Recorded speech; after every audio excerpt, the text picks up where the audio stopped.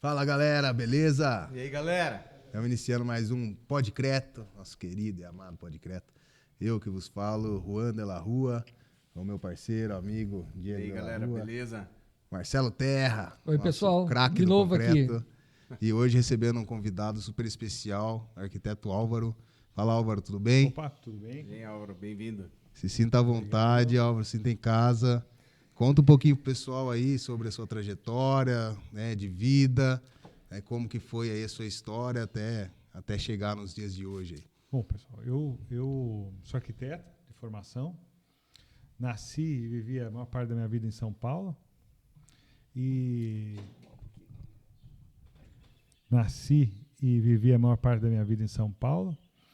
Eu não sei se alguém aqui é de São Paulo, mas é um inferno.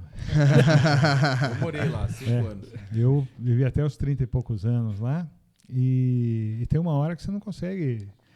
Você imagina você perder 1h30 para ir do seu trabalho, da sua casa para o seu trabalho, 1h30 à tarde, quer dizer, e segurança, poluição, barulho, estacionamento, realmente estava ficando irritado. E tinha sempre um contato bom aqui no interior, já estava fazendo projetos aqui no interior, e aí eu falei, olha, tinha criança de 10 anos, eu falei, vamos embora, porque além da cidade estar ficando uma loucura, a gente tinha mais facilidade de conhecimento e relacionamento no interior, porque a arquitetura é uma daquelas profissões que depende de você ter um relacionamento forte. E aí viemos. E aí eu tô aqui há 23 anos. Eu tava achando que eu já tava fazendo 30 fazendo lá, mais conta, 30 e pouco aqui, ó. Você tá conservado, hein? Não, eu vim para cá com 30 anos, estou com 53, então faz 23 anos que eu estou aqui e assim, já me considero Itapitiningano, né? Já falo xé. E é uma coisa interessante, eu vim para cá com um certo receio, porque quando você sai de uma cidade grande e vem para o interior, é sempre o medo. Primeiro o medo de mudar de cidade, o Marcelo sabe melhor do que eu, e depois ir para uma cidade menor. Então você fica preocupado com a questão do mercado do trabalho. Mas eu posso dizer assim, sem sombra de dúvida, que para aquele momento de vida e para a minha história até hoje foi muito bom, porque ter vindo para o interior me deu oportunidades que estar na capital talvez não tivesse dado. Então, embora, por um lado, existem mais ofertas de trabalho, oportunidades a princípio na capital, é o que parece, você tem um mercado muito saturado. E no interior, você, até usar uma expressão que quando eu estava saindo, a pessoa falou, é melhor ser cabeça de peixe pequeno que rabo de peixe grande. Né? É verdade. Então, foi com essa ideia que a gente veio. Então, eu acabei fazendo muito projeto de obras públicas aqui no interior. Então, nós fizemos escolas públicas e privadas, escolas municipais, escolas de ensino fundamental, escolas técnicas, faculdades, creches, fiz igreja, fiz praça, fiz clube, coisas que dificilmente em São Paulo teria tido essa oportunidade. E obras de médio e alto padrão também para a nossa região. E os meus colegas que estão em São Paulo e que vivem de arquitetura e vivem bem de arquitetura fazem reforma, né? Acabamento em apartamentos. Então, felizes lá, é o grande mercado de São Paulo. Mas o interior me deu esse leque de trabalho que eu talvez não tivesse tido em São Paulo. Você se formou na onde, Álvaro? Eu me formei na USP. Na USP? Então eu tive assim, grandes mestres, grandes professores, e é uma faculdade que, sim, muito legal, você tem uma vivência diferente, ela é período integral, você está num prédio totalmente de concreto armado, sem revestir, sem acabamento nenhum, Concreto então aparente, você vive o concreto aparente, né? E ele abre a sua cabeça, só o fato de você estar lá dentro e viver aquilo é diferente. E Álvaro, teve alguma matéria assim que focava muito em concreto, que falava, ou foi muito assim por cima, alguma coisa? Marcelo, eu sou de uma geração, eu não vi a construção, evidentemente, se fizer a conta, eu não vi a construção de Brasília. Né? Mas os meus professores viram, e a construção de Brasília, na época deles, era muito recente, muito fresca, né? Então a gente vem de uma escola que é a arquitetura brutalista paulista, com professores como Paulo Mendes da Rocha, Abraão Sanovics, e outros grandes, Paulo Bruna e outros grandes professores que são ícones aí da arquitetura, que viveram, projetaram e construíram concreto. Então, só o fato de você estar vivendo aquele ambiente da faculdade, que é um edifício tombado e sensacional, vale a pena, se possível, ou as pessoas pesquisarem no Google, ou a gente mostrar umas imagens. Então, o concreto era nosso dia a dia, não tinha nem que discutir, não existia outro assunto que não fosse o concreto, em qualquer matéria, né? Então, acho que isso, eu faço parte dessa geração que ama o concreto armado, né? Legal. E você pega, né, o avanço que teve quando eu estava na faculdade, a gente ainda tinha aula em pranchetas, né? E hoje em dia não existe mais isso, né? São programas já 3D, AutoCAD, né? Na minha época não tinha nem computador. Ó, você tá antes aí, Marcelão. Eu tô meio... Mas como evoluiu, né? Em pouco tempo, nos últimos 10, 15 anos aí, essa parte de projeto, essa parte de ambientação 3D, né, Álvaro? Você pode estar dizendo melhor, né? Sem dúvida. Eu costumo dizer que eu sinto falta, sabe, dos profissionais que sabem desenhar à mão livre. No nosso tempo, você desenhando mal ou bem, uns sempre são mais talentosos que outros, mas você era obrigado a desenhar à mão livre. Porque não é importante para o arquiteto que ele seja um exímio desenhista, é importante que ele saiba se expressar através do desenho. Então você tem alguns profissionais, inclusive renomados, que fazem uns rabiscos. Você pega o desenho dos Niemeyer, por exemplo. É rabisco, né? É rabisco, entre aspas, né? Com todo respeito, né? Sim, a lenda, né? Mas ele se expressa através daquilo perfeitamente. E as pessoas hoje não têm o hábito de pegar no lápis, né? E é muito mais rápido, muito mais ágil, e você pode fazer um desenho aqui, você pode fazer um desenho no guardanapo. Então eu sinto essa falta. Essa ia ser a minha próxima pergunta. Você já previu. Se você achava que perdeu um pouco da essência, porque o cara ele se debruçar ali no papel, né, e desenhar, igual você está falando, ele expressa através da cabeça dele no papel. E hoje está tudo muito pronto, né? Então ele pega, né, que tipo de estilo que ele vai usar, se é colonial, se é clássico, tal, pum, aplica lá e beleza. Só que ele não cria aquele desenho. Tem muito copy-cola, né?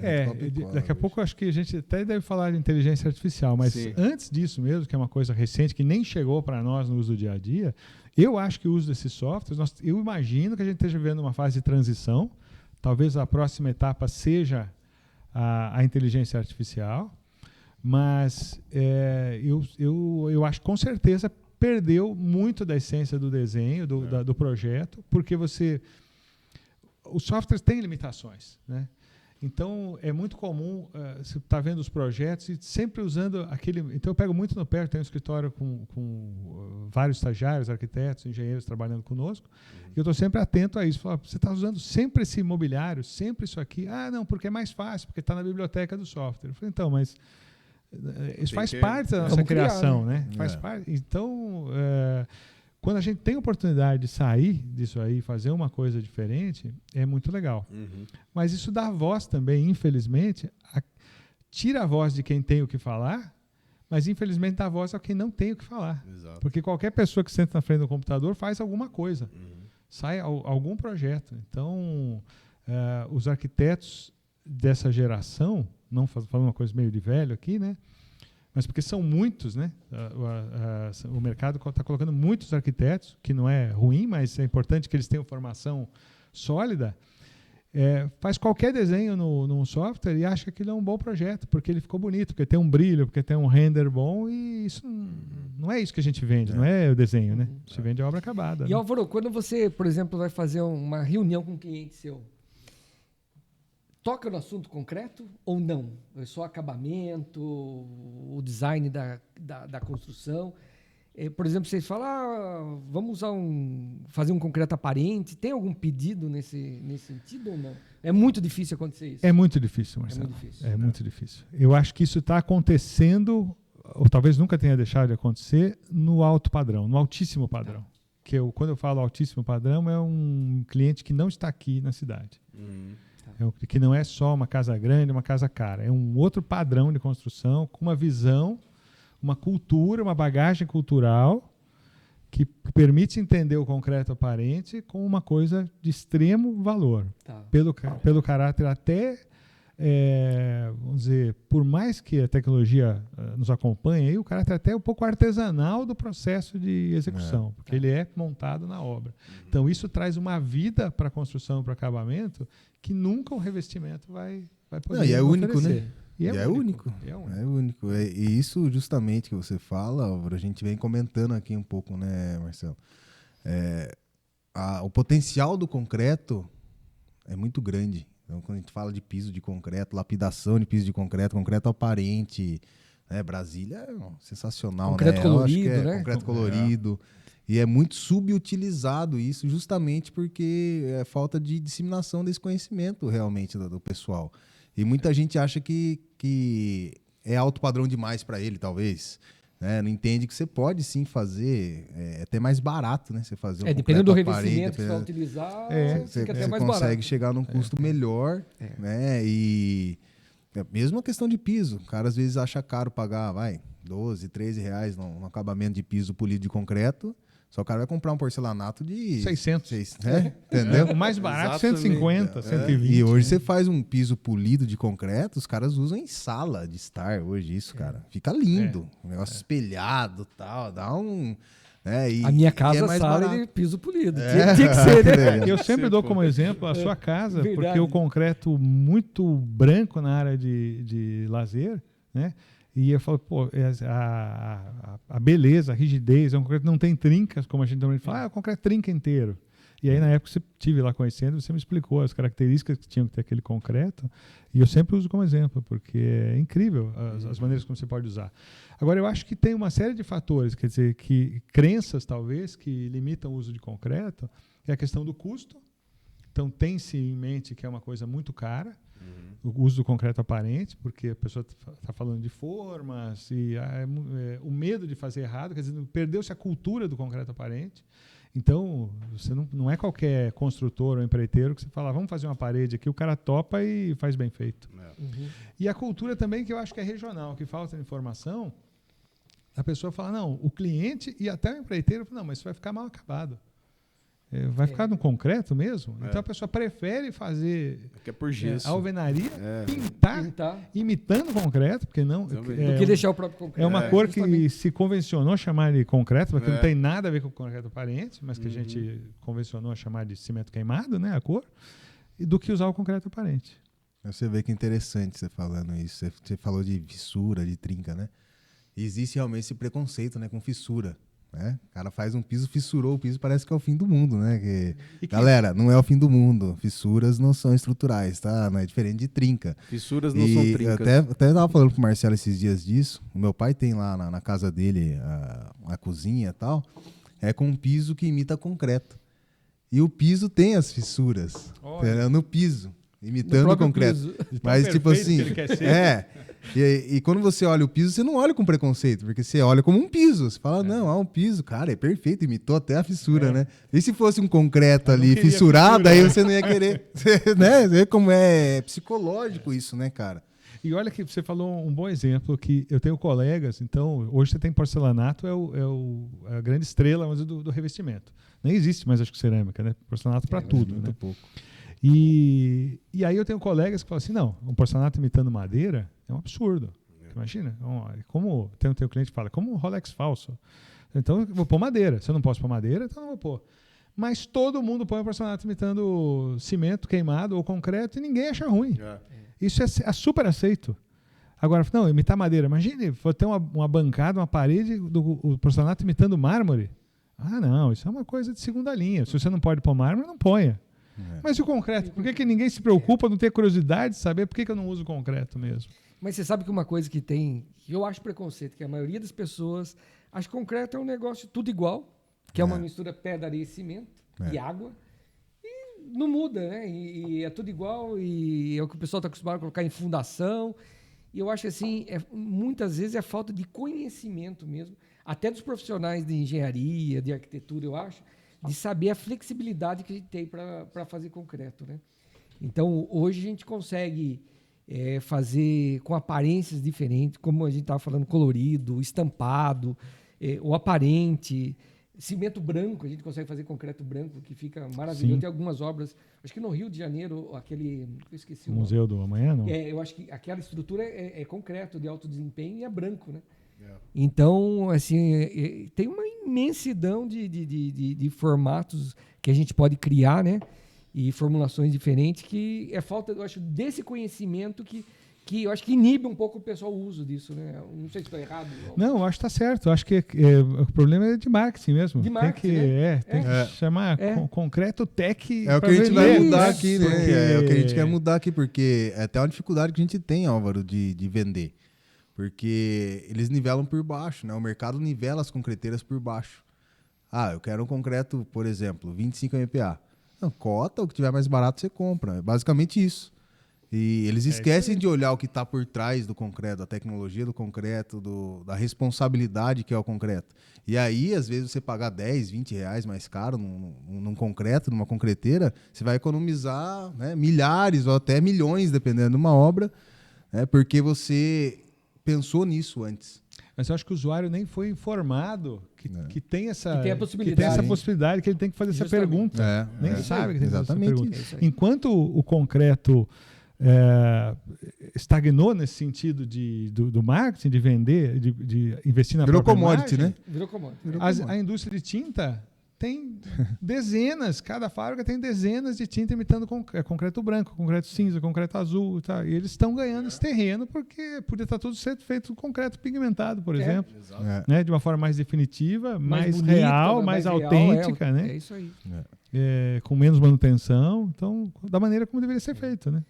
A ideia dessa conversa é justamente isso, é divulgar as possibilidades infinitas que a gente tem no concreto e o pessoal começar a utilizar e ver que em questão de economia, muitas vezes mais barato, durabilidade, não tem nem dúvida, né? Para você fazer uma ciclovia, por exemplo, você pode usar, a gente fez, ficou bem legal, concreto pigmentado, vermelho, e você não vai ter manutenção. Não tem manutenção. Fez, já era. E você vê, você está falando uma coisa, quando eu estava saindo da faculdade, tinha um projeto do Giancarlo Gasperini, que ganhou o concurso lá, que era nosso professor, para ampliação do prédio da FAO. Então foi feito o edifício lá, eu não cheguei a ver a construção, mas ele era concreto pigmentado, vermelho, se não me engano. E era uma coisa super novidade, estou falando de 30 anos, que é o tempo que eu tenho de formado. E até hoje, quer dizer, isso 30 anos, e ainda não é um uso comum. O cliente final não sabe que existe isso, não sabe que tem essa possibilidade. Então, e muitas vezes quando ele vai comprar, nisso, ele vai comprar, ele acha caro às vezes. Fala, não, mas vai aumentar R$50 o preço do concreto por ser pigmentado. Vai gastar o dobro na tinta. E depois vai ter que repintar. Mas porque ele não tem essa cultura, ele acha que o concreto sempre vai exigir um revestimento. O engenheiro de instalações não sabe trabalhar e não pensou nisso. Como é que eu vou fazer a instalação se eu fizer o concreto, já que eu tenho... O nosso sistema de construção vamos dizer, meio burro, que você faz a parede, rasga a parede para fazer a instalação, né? Aquela coisa do planejamento de obra, né? Então, eu acho que realmente tem que reposicionar a questão do concreto, chegar lá na ponta no cliente final para ele entender e começar a exigir do arquiteto, do engenheiro, que ele quer, porque ele sabe que pode, né? Sim. Sim, e da própria concreteira, né, também. E quando procurar a concreteira, né, pedir para a concreteira também, né? Você tem alguma coisa nesse sentido? Mas você conhece o mercado, você sabe que não é toda concreteira que está aberta a esse diálogo, dar essa consultoria, fazer de repente um laboratório, falar, o que eu viu, senta aqui, como é que a gente podia fazer isso aqui com concreto verde para, vamos pensar. Sim. Eu vi uma piscina outro dia, jamais um cliente meu aceitaria, o Paulo Mendes da Rocha, uma piscina no interior de São Paulo, e o fundo era de pastilha de vidro branca e as laterais todas no concreto aparente. Ficou sensacional, uma obra de arte mesmo, uma obra-prima. Mas é muito difícil você vender essa ideia para um cliente, né? Que acha que... Ele fala assim, é pobre, acho que é pobre. Não, então tem uma tinta impermeabilizante que imita concreto, a gente faz a piscina e depois pinta no concreto. É ilógico o negócio. É ilógico, é uma vergonha, né? Quer dizer, o processo nosso de trabalho do arquiteto não é só fazer uma coisa para tirar foto, é o processo criativo da invenção, de inovar. De inovar e de inventar. Quer dizer, não tem o menor... Talvez para o cliente seja a mesma coisa, mas para nós não tem o menor prazer em fazer uma piscina e pintar de concreto e achar que aquilo é concreto. Quer dizer, isso que eu ia falar. Explica um pouco para a galera Porque tem muita gente que pensa que só pega o engenheiro e o projeto do engenheiro e faz tudo com o engenheiro civil. Qual que é a diferença? Qual que é o toque diferente que o arquiteto dá para o projeto da pessoa? O que ele olha que o engenheiro não olha, entendeu? Qual que é a diferença de um projeto com você desde o começo? Não, boa pergunta. Sim, eu acho até que é uma questão, mais uma vez, é uma questão cultural, porque antigamente você tinha poucos arquitetos, muitos engenheiros. Engenheiros fizeram um grande trabalho de arquitetura, abriram caminho na nossa região, por exemplo, ou lugares que tinham menos arquitetos formados, né? Hoje a gente tem uma infinidade de arquitetos, as pessoas contratam arquiteto, perguntam, mas eu preciso contratar um engenheiro, né? Mudou, né?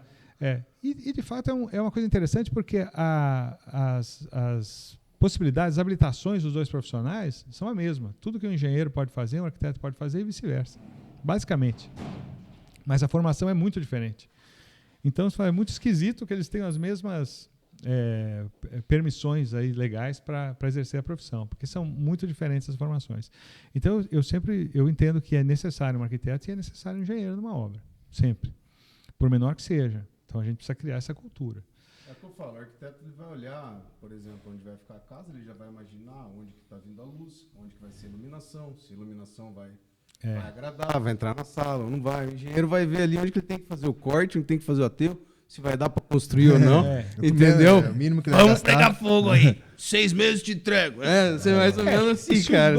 Caixa de sapato, né? A caixa de sapato, laje, fecha. O mais fácil possível. Não, aí eu acho que vocês estão sendo... Tem que pôr janela? Ainda bem que os dois são engenheiros. Nós somos engenheiros, tá? Somos engenheiros. Mas não, galera, não é isso. Pode saber, brincando. Quando o arquiteto entende o ofício do engenheiro e propõe desafios que façam sentido para o engenheiro, a arquitetura, a construção cresce. E quando o engenheiro entende o ofício do arquiteto e aceita aquela brincadeira, porque é muito fácil para o engenheiro, mas eu acho que é coisa do passado. Fala, pô, esse vão aqui, vamos colocar um pilar no meio? Hoje não acontece mais, porque as pessoas têm noção da arquitetura. E o arquiteto também tem noção de falar para o engenheiro, viu? Vamos fazer, dá para fazer, colocar uma viga dessa maneira, eu já fiz esse projeto pensando nisso, né? Então, o trabalho, é muito importante ser o trabalho dos dois. Essa sinergia, né? Essa sinergia. Na faculdade, uma vez um professor meu falou, cara, você acha bonita as obras do Niemeyer? Bonito. Daí ele mostrou uns croquis do Niemeyer, os rabiscos do Niemeyer. Falou, cara, o engenheiro tinha que decifrar isso aqui e fazer o projeto. Entendeu? Ele dava lá, não, eu quero isso aqui, quero esse formato aqui. Daí era um engenheiro calculista dele, cara top, né, um dos melhores do Brasil, se não o melhor. E o cara tinha que fazer. E é exatamente o que você está falando. É exatamente o que você está falando. O arquiteto desafia o engenheiro, não, eu quero assim. E aí o engenheiro vai botar, né, vamos dizer assim, pensar fora da caixa de sapato para poder... Porque, cara... realizar o projeto. Não, do ser humano. A gente sempre vai buscar a maior facilidade no nosso trabalho. Conforto. Então, se o engenheiro está fazendo uma obra para a obra ficar em pé, ele vai buscar a maneira mais simples possível para deixar essa obra em pé, basicamente. E aí o arquiteto vem e desafia ele. Fala, não, mas a preocupação do engenheiro não é só ficar em pé. É ser bonito, é ter a questão de serviço. Então, como o Diego falou, de iluminação, claridade. Muitas vezes é um monumento que traz para a cidade parte comercial, turismo e tudo mais, que não é só uma construção. E é exatamente esse diálogo que a gente sente muita falta, como concreteira mais ainda, né, Diego? De estar dentro. E a ideia do podcast é exatamente essa, reunir o pessoal aqui, criar um ecossistema para que a gente esteja todos falando a mesma língua, mostrando que é possível, sim, construir coisas bonitas, diferentes e com um custo bom, né? Não é porque é bonito que é caro. E às vezes é aquilo que você falou do concreto. O cliente não quer pagar R$50 a mais, mas não entendeu o valor que isso vai trazer para a obra dele em termos de segurança, de manutenção. O cara vai fazer uma arquitetura um pouco mais sofisticada. Você deu o exemplo aí de prédios que são monumentos. E quanto a cidade não ganha em dinheiro com esse investimento, né?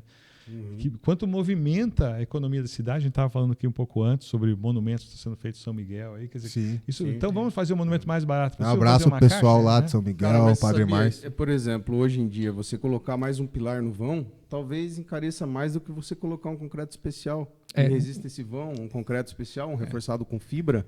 alguma garagem, coisa assim, nem se fala, porque né? você vai fazer outro pilar, tem toda a armação do pilar também, tem toda a amarração que vai fazer. Então, às vezes, hoje em dia, as soluções, né? Então, hoje, pro arquiteto, abriu bastante, né, Marcelo? Você pode falar melhor? O que acontece muito, por exemplo, vem pra gente, vem pedido para fazer a formulação do concreto. Vem assim, eu quero um FCK 25 para fundação e eu quero que você coloque impermeabilizante no concreto. Então, é uma coisa assim, um FCK 25 hoje é muito poroso. Então Por que não trabalhar com FCK maior? Né? É um concreto que é uma esponja. Então, vai estar na fundação, vai entrar água, vai facilitar a entrada de água na armadura. E ele quer que coloque um impermeabilizante. Então, esse tipo de coisas dá para fazer, só que não vai ser tão eficiente e vai sair muito caro, porque impermeabilizante é caro também. E hoje se sabe que impermeabilizante não misturado no concreto, ele não tem eficiência. Então, o que é mais fácil? É mais fácil pedir um concreto com maior resistência, né? Uma relação água-cimento mais baixa. A densidade maior. E aí você fecha toda essa porosidade, em vez de colocar o impermeabilizante. Mas esse tipo de coisa vem constantemente, né? Vocês são da concreteira, vocês recebem e me passam. Tem os caras que querem colocar a Vedacity, né? Tem os caras que querem colocar. A galera da Vedacity, né? Não dizendo que não presta, nem nada disso. Mas eles querem jogar os galões lá e acham que o concreto vai ficar impermeável. Sendo que o produto não é para isso, é para fazer uma impermeabilização superficial e não de dentro para fora. Entendeu? Então, eu acho que esse tipo de falta de diálogo falta muito. Eu não sei se... Você não tem conversa com o engenheiro sobre isso, né? O cliente não sabe, o engenheiro não sabe, o arquiteto não sabe. E muitas vezes na concreteira você só fala com o vendedor que também não sabe. Sabe nada de concreto. Ele sabe tirar o pedido. Né? Exato. Então, muita gente só escuta o que é para fazer. Verdade. Mas só voltando a falar sobre a questão do engenheiro e do arquiteto, eu costumo dizer que o engenheiro ele se preocupa com a parede da construção, né? Parede, modo de dizer, parede, cobertura. E o arquiteto ele se ocupa do espaço que tem entre as paredes, né? Então, o que significa, qual é a qualidade do espaço que tem entre as paredes? Esse é o trabalho do arquiteto. Construir a parede, aí eu acho que é claro que o arquiteto tem a obrigação de saber e ter uma noção de como faz melhor, mas é no diálogo entre o arquiteto e o engenheiro que a gente vai chegar na melhor solução. Se é uma parede, pode ser uma parede. É o que eu falo, mas se você tem, por exemplo, um lugar bonito, você quer aproveitar ao máximo as coisas que já compõem aquele ambiente, tipo uma árvore legal, uma coisa que é bonita, contrata um arquiteto, cara, porque eles... Contrata um arquiteto sempre. Mas nesse caso, assim, também muito mais, porque, tipo, a visão que vocês têm é diferenciada, né, cara? A gente já, dependendo, já quer cortar as árvores ali já e falar, não, vamos aqui, ó, né? Que acontece com vocês, acontece vamos com limpar o com o arquiteto. Se você tem profissionais no mercado que não oferecem nada de diferente, e aí você começa a nivelar por baixo e entender que o arquiteto, por que eu vou pagar um arquiteto e um engenheiro se eu preciso de alguém para assinar a planta?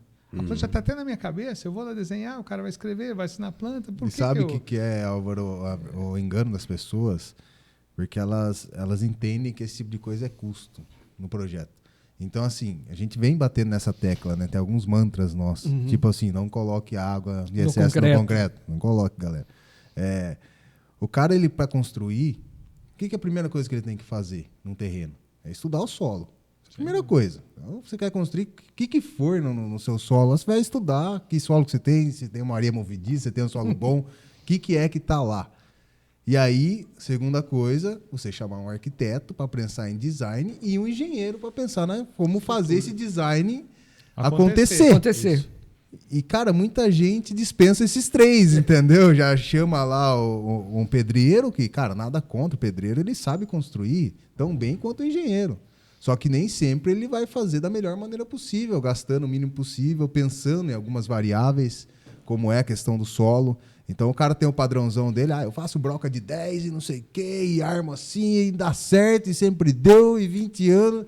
Esse é o argumento do cara. Beleza, dá certo, mas muitas vezes você poderia fazer uma sapata. Muitas vezes tá gastando muito mais do que muitas vezes você poderia fazer uma sapata na sua obra e ia resolver, porque o solo é bom.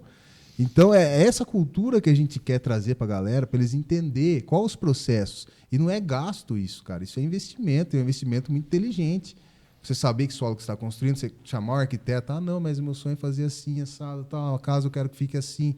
Daí o arquiteto vem te dar uma ideia diferente, coisa que você não pensa, porque a gente não pensa igual o arquiteto. Né? Claro, cada um tem uma formação. E a formação de vocês traz muito isso, a parte da artística, do belo, e treina vocês a olharem diferente as coisas. Sem dúvida. Então, uma pessoa normal não consegue, cara. Você pode quebrar a cabeça com uma fachada, fazer o mais bonito que você conseguir, você dá para um arquiteto, o cara te dá uma... Cara, eu já vi o cara deixar a árvore dentro cara, da sala da casa, cara. Eu vi uma casa, gigante a casa, né? Mas o cara construiu em volta da árvore. E a árvore ficou fazendo parte da arquitetura do negócio. É muito doido isso, né, cara? Entendeu? Ao invés de cortar lá, vamos deixar ela aí, vamos construir em volta dela. E nas pequenas coisas, quer dizer, você está dando um exemplo sensacional aí, espetacular, mas não é todo mundo que tem uma árvore, que quer, mas as pequenas coisas. Se você parar para pensar que se aquela janela te permite tomar o café da manhã e tem uma luz do sol que entra ali na mesa do café, que é a sombra da árvore que está na frente do seu jardim, e na mesa, e que isso te dá uma alegria para começar o dia, e que alguém pensou que poderia ser assim, é uma bobagem, uma coisa muito vai pensar pequena. Isso, cara, né? É uma coisa muito, parece uma coisa muito pequena, mas traz uma alegria que você não vai nem saber identificar, talvez. Você fala, nossa, eu adoro essa cozinha, mas alguém pensou que tinha que ter uma janela daquele lado, né? É aquela lição básica do ponto de vista, né? Ponto de vista de um, ponto de vista de outro. O do arquiteto sempre vai ver coisa que você não viu, cara, tá ligado? Ou como de tá falando da parede, não tinha pensado nisso, né? Tá falando da parede.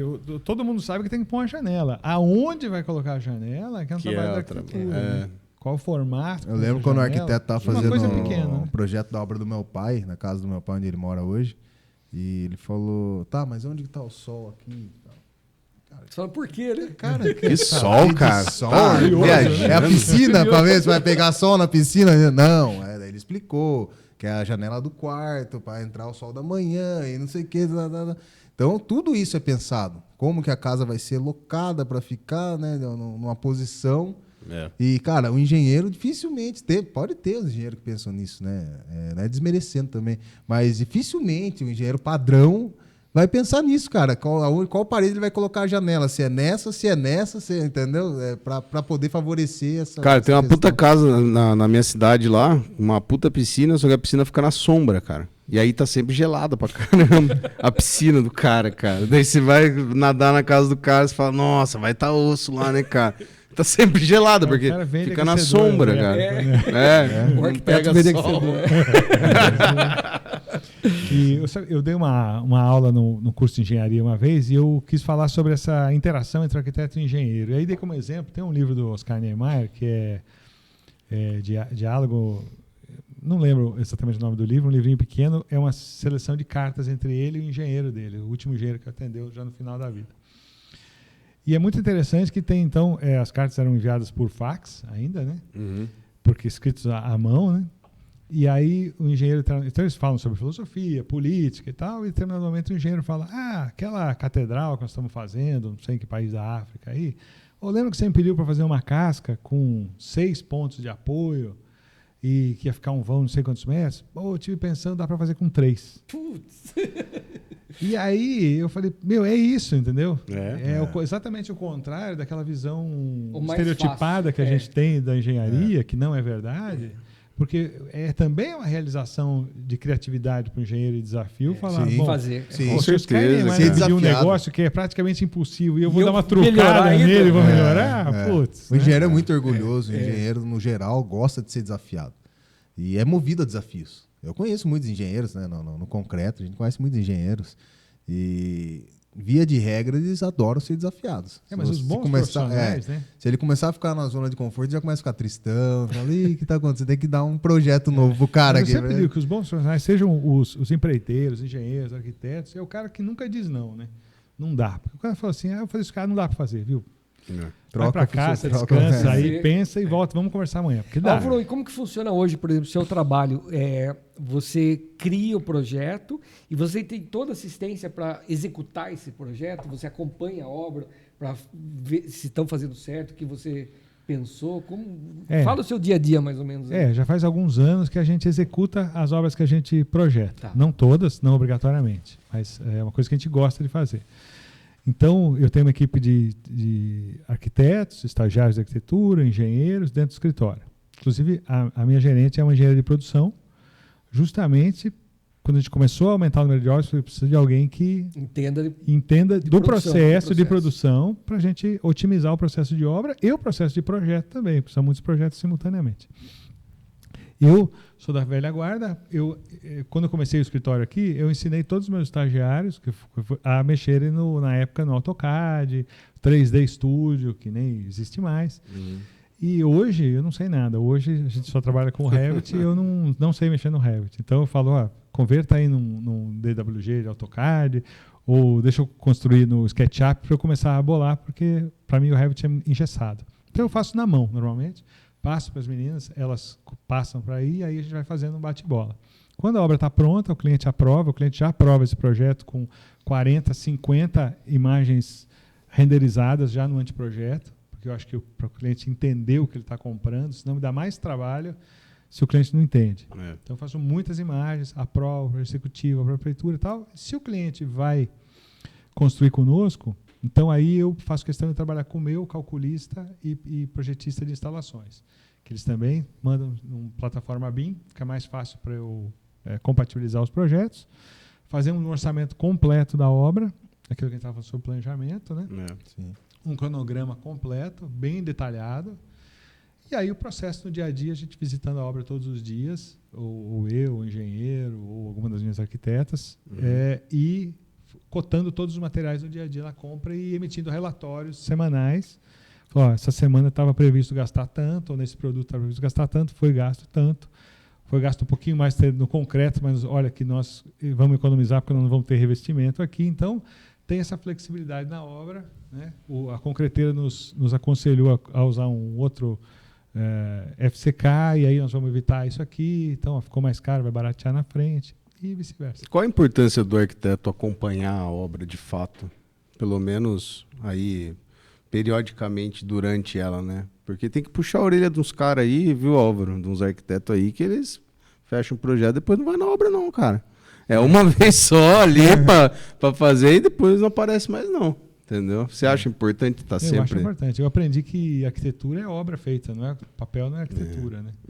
Então, é claro, você vende o teu produto ali, vai embora e aí não ficou bom. Mas tá desenhado. É o seu nome que tá ali, né? No final, tipo, se não ficar bom, quem que fez?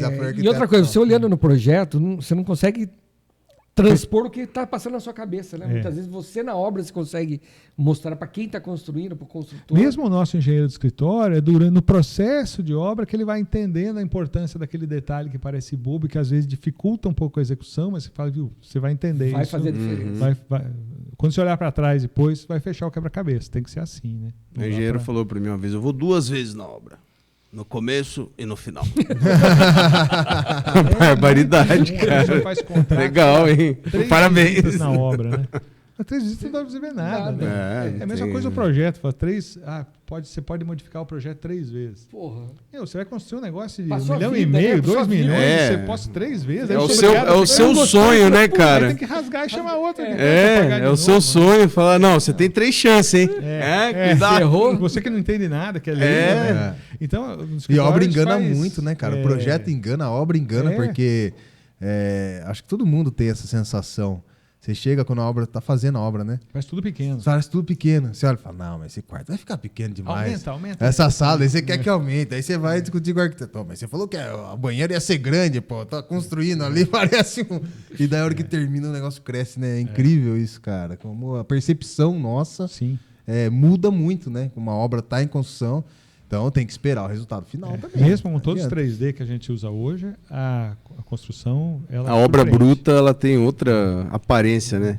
Depois que você coloca branco na obra, principalmente quando coloca o branco, ele... a laje muda, né? Quando pinta... Álvaro, por exemplo, hoje no seu escritório, quem determina a especificação do concreto é o engenheiro. É o engenheiro calculista. Ele que determina a resistência, o slump do concreto. Sim. E o planejamento de execução do concreto, quem que é o responsável hoje? Nas obras que você toca. Por exemplo, quantas pessoas vou colocar para concretar? Quem vai ser a equipe de concretagem? Quem vai... Qual é a sequência de caminhão? Eu não tenho mão de obra nossa. A gente só tem o pessoal de gerenciamento de obra. Então, eu trabalho também com 4, 5 empreiteiros de confiança, muito experientes. Então, junto com eles é que nós vamos planejar o momento da concretagem. Mas essa decisão, por exemplo, de liberar caminhão quantas horas. É o empreiteiro que ele é o responsável por isso.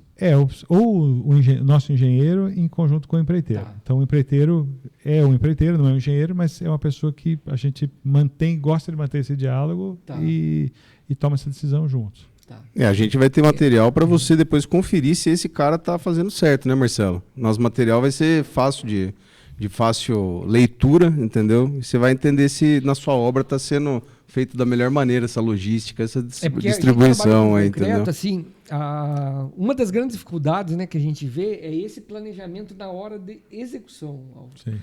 Que é a questão de quantos caminhões eu vou liberar e o pessoal pede muitos caminhões de uma vez só e não tem aí uma equipe específica para poder lançar. Então, chega na hora da concretagem, não tem vibrador na obra, e daí não consegue executar, e aí começa a ter problema no concreto. Então, hoje a gente vê que muitas obras acontece problema no concreto, mas não é por causa do concreto, é por causa da execução que não está muito bem planejada. Né? Vocês atendem obras de diversos tamanhos, eu não sei se isso acontece sempre. Nós fazemos gerenciamento de obras de médio porte, são residências de médio e alto padrão aqui. Uhum. Então, eu não tenho tanta essa dificuldade, porque a própria empresa já vai, olha, vou mandar um caminhão, depois vou mandar outro, é um caminhão por vez, eu não tenho esse... São grandes pisos de concreto, nada, sim, né? Sim. Então, eu não enfrentei essa dificuldade ainda. Mas tem gente que é mais leiga que você que enfrenta, porque às vezes a concreteira engana ele, fala, vou mandar um caminhão para você, e daí demora mais 2 horas para mandar outro, e nisso dá junta na laje do cara, né? Então, tem muita gente que não tem bagagem nenhuma, e só escuta o que o empreiteiro fala e aceita, entendeu? O cara ele não tem nenhum argumento para rebater, né? Sim, porque hoje a informação sobre essa situação ela é praticamente inexistente, né? Você tem linguagem técnica no Google, na internet, mas a linguagem popular para a galera entender mesmo quase não tem. E é essa ajuda que a gente quer trazer para a galera que não tem informação, entendeu? Não simplesmente aceitar o que o seu engenheiro falou para você, mas você realmente ver se está certo aquilo ali. Questionar, né? Acho que a gente tem que questionar. A gente questiona tanto o arquiteto, né? E o engenheiro é meio que inquestionável, né? Muitas eu costumo vezes. falar... viu, Álvaro? Eu costumo falar que assim, tem gente que gosta de pôr concreto 30 MPa para fazer forro de laje. Isso é jogar dinheiro fora. Muito dinheiro fora. Porque o concreto 20 faz essa mesma função tranquilamente. Você não vai ter peso em cima, não vai ter nada. O cliente quer, a gente entrega para o cliente. Não tem problema. A gente entrega o que vocês quiserem, né? Mas não tem essa necessidade. Então, se o cara tem ali uma consciência, ele fala para o engenheiro, mas por que você está pedindo o 30 aqui, onde daria para eu pôr o 20? E o 30 custa R$40 a mais o metro cúbico que o 20. Então, ninguém tem essa esses dias eu ia contar informação, entendeu? Um caos. Esses dias a gente estava em São Paulo, num curso lá, conversando com um cara leigo também. O cara fez uma laje e tal. E aí deu infiltração na laje do cara, né? Uma laje de forro, mas uma laje sem telhado. Ele estava me perguntando qual o concreto que ele faria uma capa por cima para impermeabilizadora. Eu falei, mas o concreto não vai impermeabilizar a sua laje, meu filho. Eu falei, cara, você tinha já que ter feito um projeto de impermeabilização dessa laje. Você não vai pôr um telhado por cima, uma cobertura para evitar que entre água nessa laje.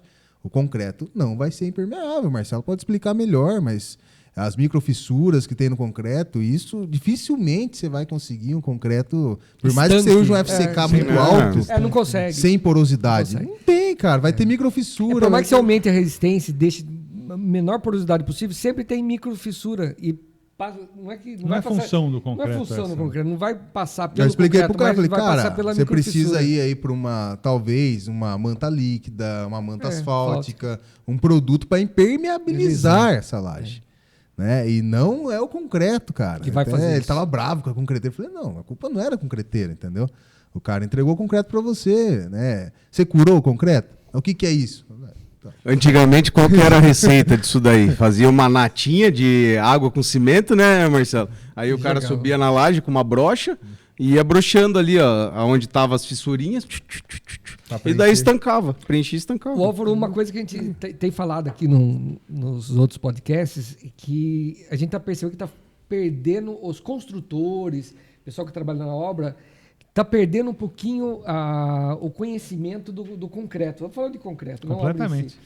Então, hoje a gente vê as pessoas não curam mais concreto. O concreto tem que ser curado 7 dias para não ter problema, não ter patologia. E as pessoas esqueceram. Se pegar os construtores antigos, que eu conheço, você conhece, eles tinham mais noção disso, não tinham, Álvaro? Não sei se você tem o mesmo sentimento que eu tenho. Eu acho que sim. Acho que é um problema de mercado. A gente começou falando sobre isso, que perdeu-se a cultura. Então, nem o engenheiro, e muito menos o construtor e o cliente que é leigo, entende como funciona o concreto, porque usa o concreto cada vez menos, né? Por desconhecimento mesmo. E eu entendo isso aí também. Você vê a quantidade de profissionais que trabalham, por exemplo, com piso de concreto para uso residencial. A cidade deve ter 1 ou 2 pessoas que fazem piso polido, que fazem todas as obras, porque ninguém mais sabe fazer. Sim. Então, estou fazendo uma obra agora que é uma restauração de uma casa que tem mais de 100 anos ali perto da matriz. E aí o construtor fez o cimento queimado, mas assim...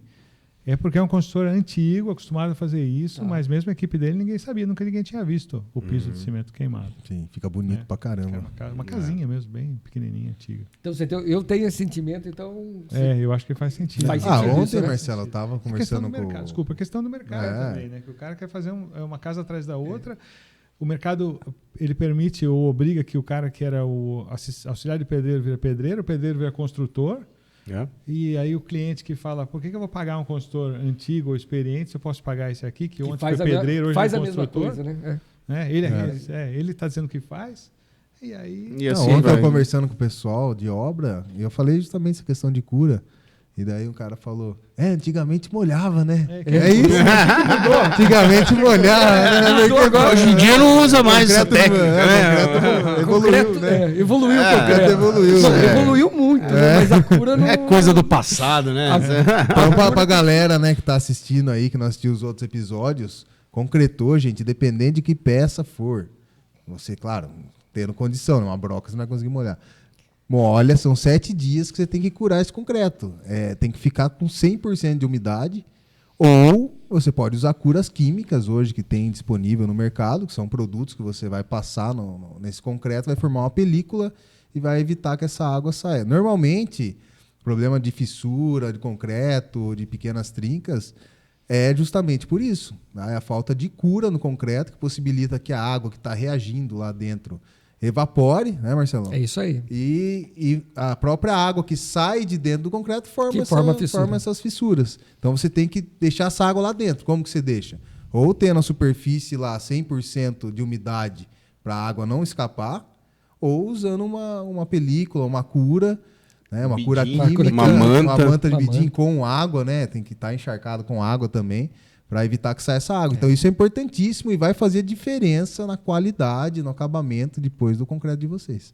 Até na impermeabilização da laje, né? Vamos dizer assim. Total. Você diminui a porosidade do concreto fazendo a cura, né? Quanto menos fissura... Não pode deixar seco. Manter 100%, 7 dias, 100% úmido. 7 dias úmido. Se for uma laje, um piso, você puder fazer uma piscina e deixar lá com uma lâmina de água... Larga lá. Acho que quando ele faz a concretagem, num tempo que vem uma garoinha, o pedreiro fala, ótimo, que beleza. É isso aí. Vai ficar a semana inteira. Show de bola. Assim, principalmente em dias muito quentes, né? Que o problema é maior ainda, né, cara? Você tem esse... E a concreteira fica louca com isso, porque o pessoal... minha laje fissurou, meu piso fissurou, porque o concreto é ruim. Não, cara, você não curou, você não cuidou do concreto. Então, a gente, como concreteira, a gente tem, sim, a obrigação de misturar o concreto, fazer a mistura ideal para que atinja a resistência. Só que não depende só da gente isso. A fissura por retração plástica, que é normalmente por falta de cura, depende de 3 fatores. Temperatura, umidade do ar e velocidade do vento. É isso que colabora para esse tipo de fissura. Então, a combinação desses 3... Fatal.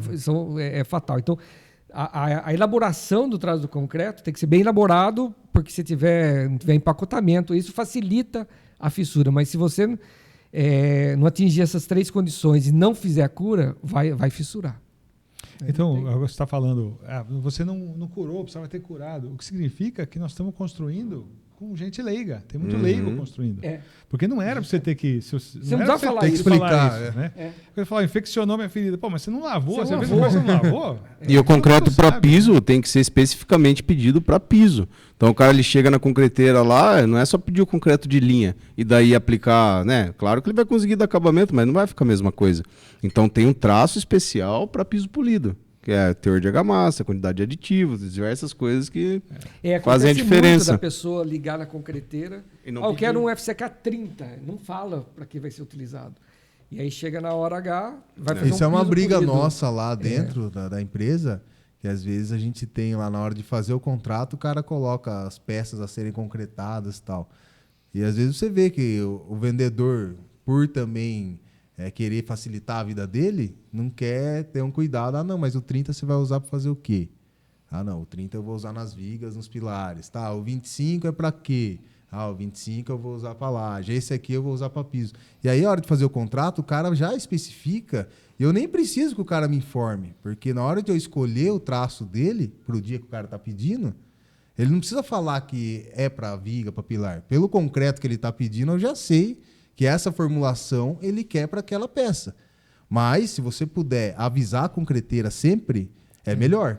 Ó, cara, eu quero esse concreto aqui, é para fazer uma viga, é para fazer uma laje, é para fazer um piso, é para fazer uma fundação.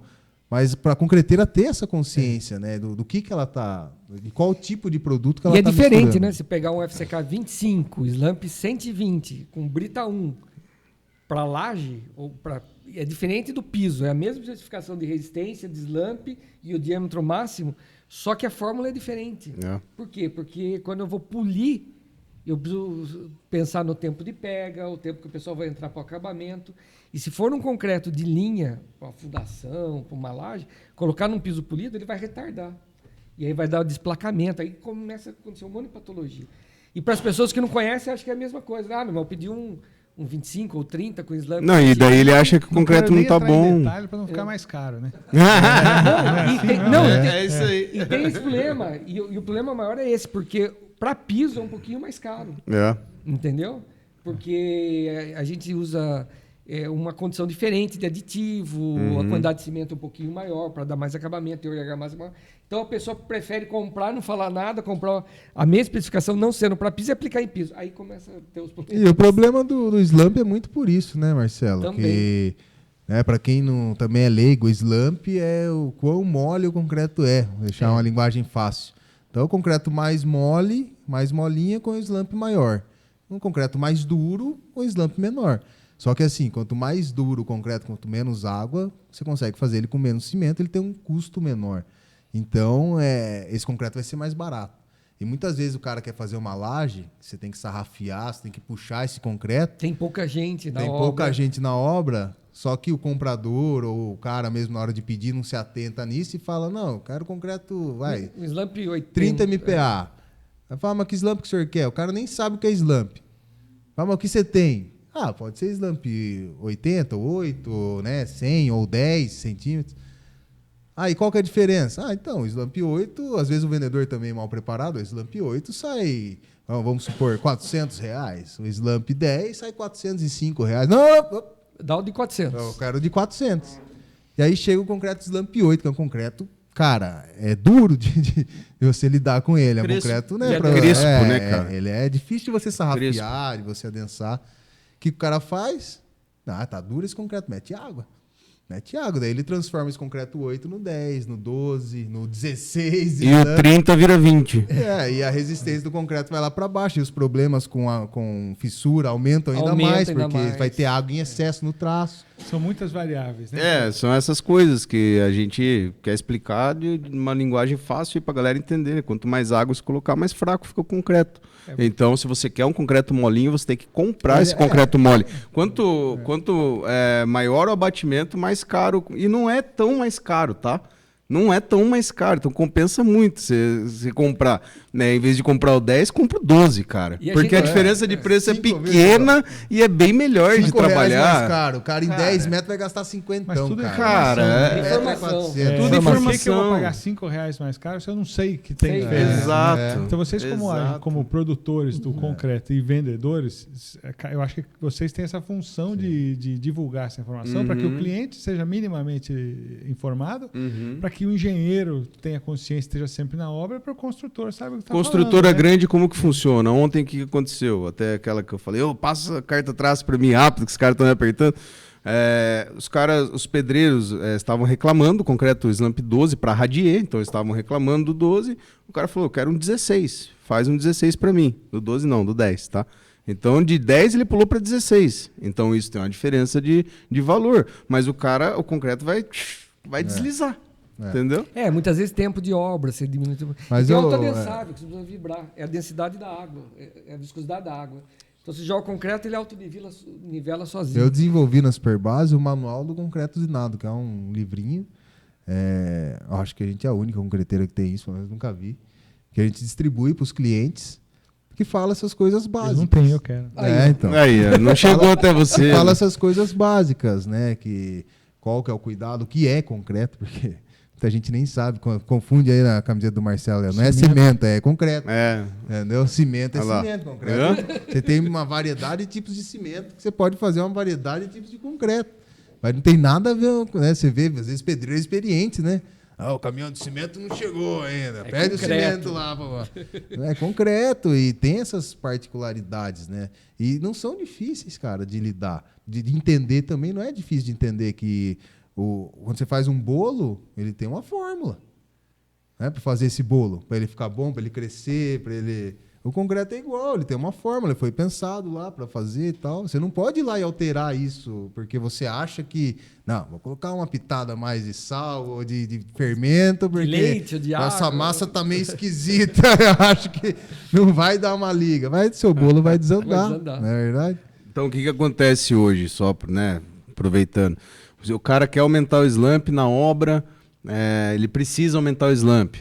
Ele aumenta com aditivo, tá?